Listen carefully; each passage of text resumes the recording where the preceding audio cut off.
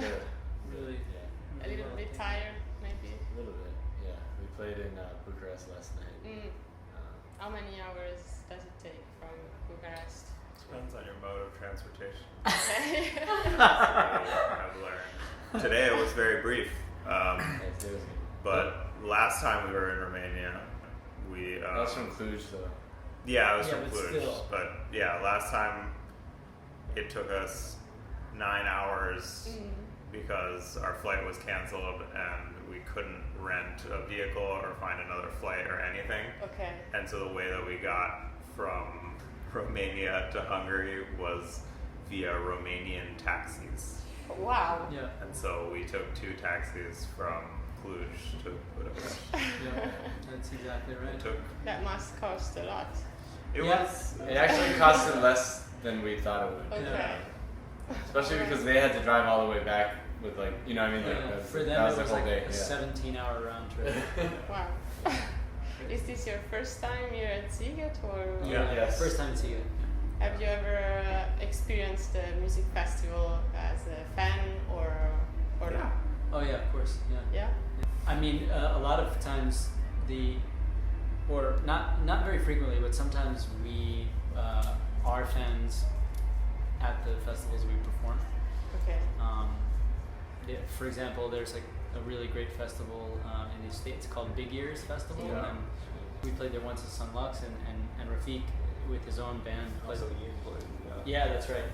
For their solo projects, played there, and it's the kind of festival where you go and you also can be a fan. And I think tonight is another good example because we're playing right before James Blake. So You're going to see. so Yeah. we'll see James Blake as fans. Yeah. Do you know each other? No. You started as your own project, Yeah. Son Lux, and then you implemented 2 musicians, but because you said that there was a chemistry between you. Yeah. What constitutes this chemistry between you? There's this guy that told us an awful lot about it. Oh, yeah. That's right. I think it was like the second show we ever played, and like we played this club in Cologne in Germany, and this guy, a small show, you know, really fun. It was like really starting to feel like we were clicking on stage, and like afterwards the promoter like pulled his thing and just like, it's like, never lose that. Yeah. Like He kept saying like, the rhythmic dissonance. He was so intense. Like, and it would be these like contrasting things. Like, it'd be like the rhythmic dissonance, but also the textural, emotional clarity. Never lose that. Never It was lose just that. like, yeah, Oh. like, it was like, and everything was like conjoined by, but also. basically, it was after our second show of all time, some old guy kept us in the bar and basically kept telling us how we should never stop doing what we're doing. So, And that's the whole entire and that's reason. the only reason. I wrote that. I mean, for, he created Yeah. the band. no, I mean, the serious response is that I was surprised by this feeling of energy that I had working with these guys. I felt that I was changing quickly as a musician personally, and that was really surprising to me. I mean, I'd been doing the Son Lux project for a long time, and I'd been making music for a really long time, and sensing my own personal identity as a musician shift in context of this collaboration.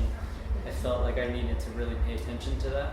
Okay. And that maybe the universe was telling me something. So what began as just really a trio for this purpose of being a live band for the Son Lux project pretty quickly evolved into a shift in the very identity of the Son Lux project at the core.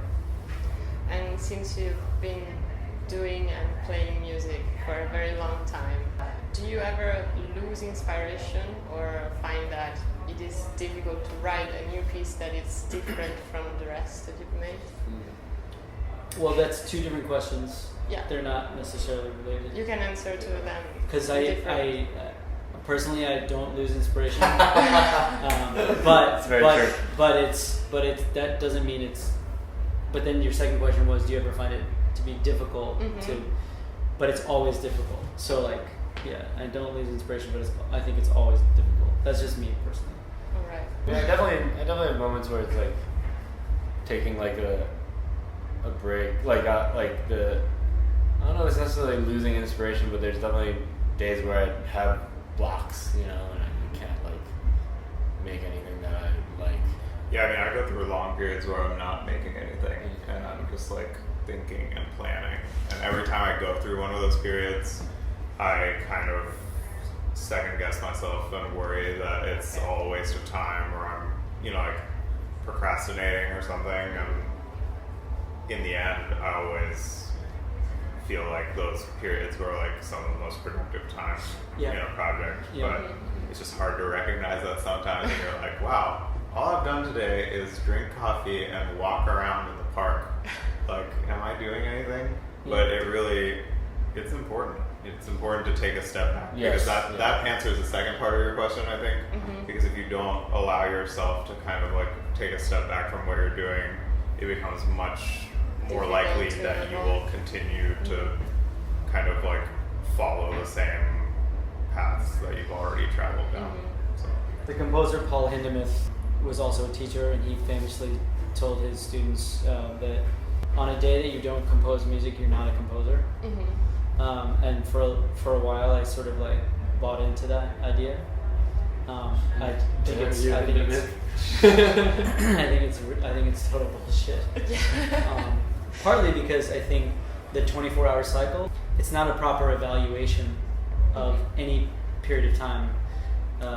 As a, you know, it's a randomly chosen period of time, right? With respect to making music, and also it pairs your quantifiable productivity with your identity, and they're two different things.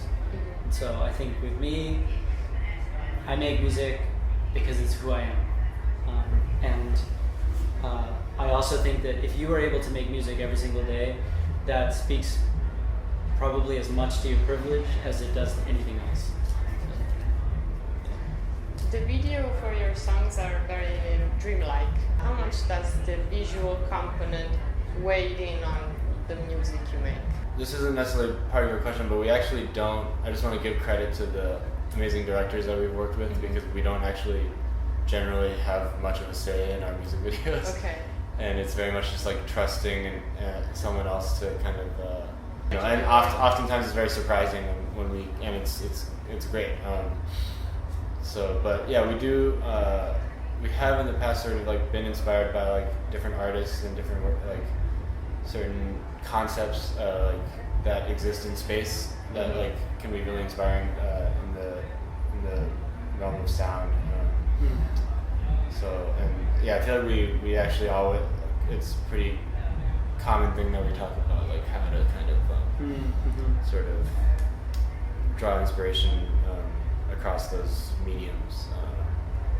But I guess it's interesting that I do think our music is very visual, and there's kind of a reason why like a lot of directors like to make music videos for us and stuff. It's like very cinematic or something, but I don't know if that's like something that was ever like we ever like decided we were gonna do music like that. You know what I mean? You're not thinking about it. No, we're not thinking about that at all. It just kind of is that way.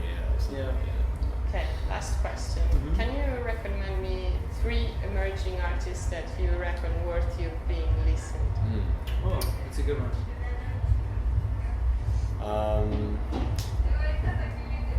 We're listening to her album's not out yet, but she put out 3 singles that I think are really cool. Caroline Polachek. Caroline? Polachek. She's from this. She used to be in a band called Chairlift. Okay. But the 3 singles she put out are pretty interesting. There's a really interesting artist called Serpent with Feet. Yeah, and all 3 of us have been listening to this electronic musician called MMPH.